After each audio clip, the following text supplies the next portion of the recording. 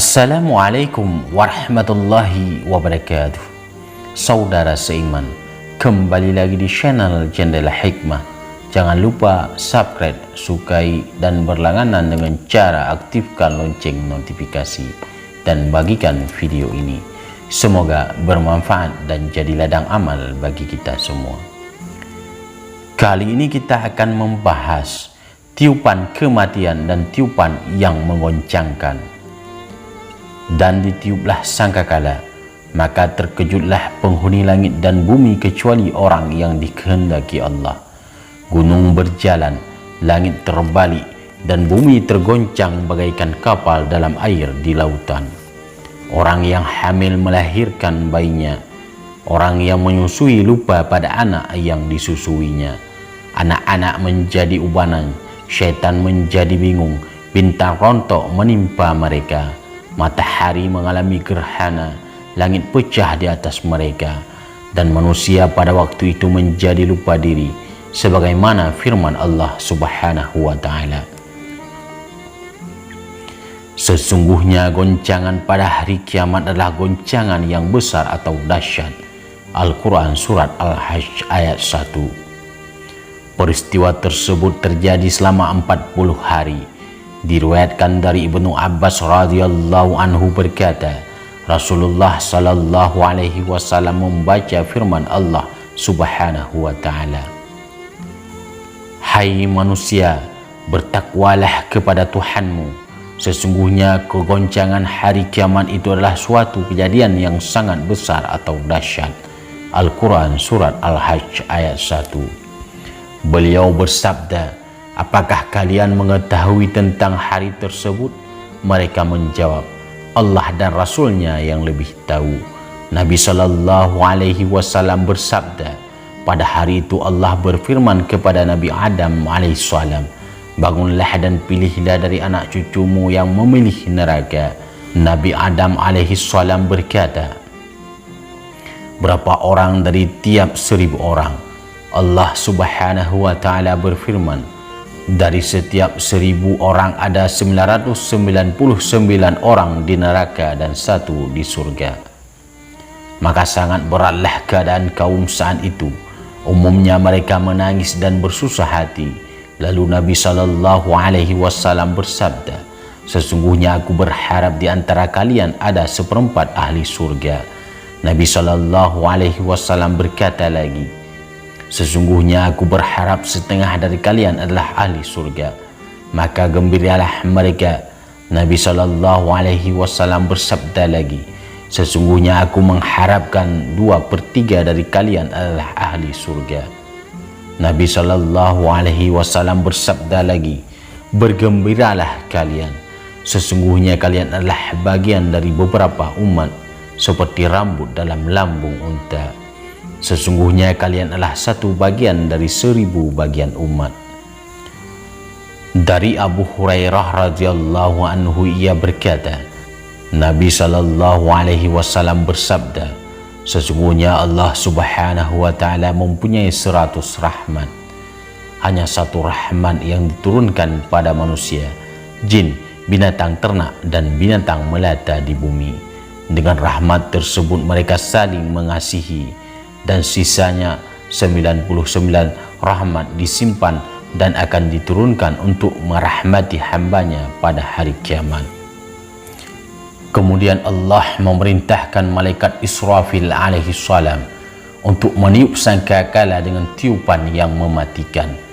Maka ditiuplah sangkakala, dan malaikat Israfil berkata, "Wahai para ruh yang telanjang, keluarlah kalian atas perintah Allah." Maka binasa dan matilah seluruh penghuni langit dan bumi kecuali orang yang dikehendaki Allah. Maka sesungguhnya mereka hidup di sisinya sebagaimana firman Allah Subhanahu wa Ta'ala, "Dan janganlah kalian mengatakan terhadap orang-orang yang gugur di jalan Allah bahwa mereka itu mati. Bahkan sebenarnya mereka itu hidup, tetapi kamu tidak menyadarinya." Al-Quran Surat Al-Baqarah ayat 154. Dalam sebuah hadis dari Nabi Shallallahu Alaihi Wasallam bersabda, Sesungguhnya Allah Subhanahu wa ta'ala memuliakan para syuhada, orang-orang yang mati syahid dengan 5 kemuliaan yang tidak akan digunakan untuk memuliakan orang lain termasuk aku, yaitu 1. Sesungguhnya ruh para nabi termasuk aku dicabut oleh malaikat maut, sedangkan ruh para syuhada dicabut langsung oleh Allah Subhanahu wa ta'ala. 2. Sesungguhnya para nabi termasuk aku setelah mati dimandikan, sedangkan para syuhada tidak dimandikan. 3. Sesungguhnya para nabi termasuk aku dikafani, sedangkan para syuhada tidak dikafani. 4. Sesungguhnya para nabi setelah mati disebut orang mati, begitu juga aku dikatakan Muhammad sallallahu alaihi wasallam telah mati, sedangkan para syuhada itu hidup dan tidak dikatakan mati, akan tetapi dikatakan mereka masih hidup. 5. Sesungguhnya para nabi memberikan syafaat pada hari kiamat, demikian juga aku, sedangkan para syuhada itu memberikan syafaat setiap hari sampai datangnya hari kiamat.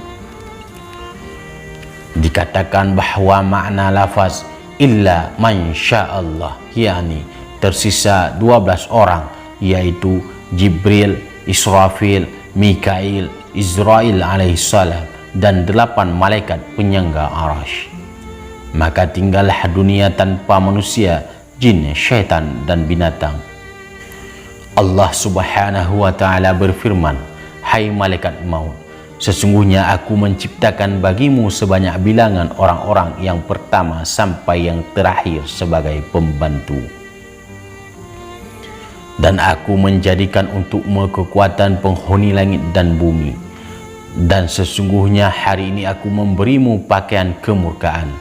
Maka turunlah dengan kemurkaanku dan pecut atau cematiku pada iblis yang terlaknat. Maka timpakanlah kematian padanya, dan bawalah padanya pahitnya kematian orang-orang dari yang pertama sampai yang terakhir, dari manusia dan jin dengan berkali-kali lipat. Dan bawalah besertamu 70.000 malaikat Zabaniyah, beserta setiap malaikat sebuah rantai dari neraka Lazar. Lalu malaikat maut memanggil para malaikat untuk membuka pintu-pintu neraka. Maka turunlah malaikat maut dengan rupa seandainya penghuni langit dan bumi yang 7 melihatnya, niscaya matilah mereka semua. Setelah sampai di hadapan iblis, malaikat menangkapnya hingga pingsan iblis. Iblis menjerit dengan jeritan yang seandainya seluruh penghuni langit dan bumi mendengarnya, niscaya pingsanlah mereka sebab teriakan atau jeritan iblis tersebut. Malaikat maut berkata, hai iblis, rasakanlah olehmu kematian pada hari ini. Berapakah umur yang telah engkau habiskan, dan berapa kaum atau masa engkau telah menyesatkan manusia?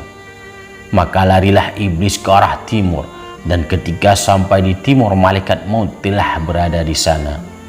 Iblis pun lari ke arah barat, dan malaikat maut juga berada di sana. Kemanapun dia lari, malaikat maut selalu berada di sana.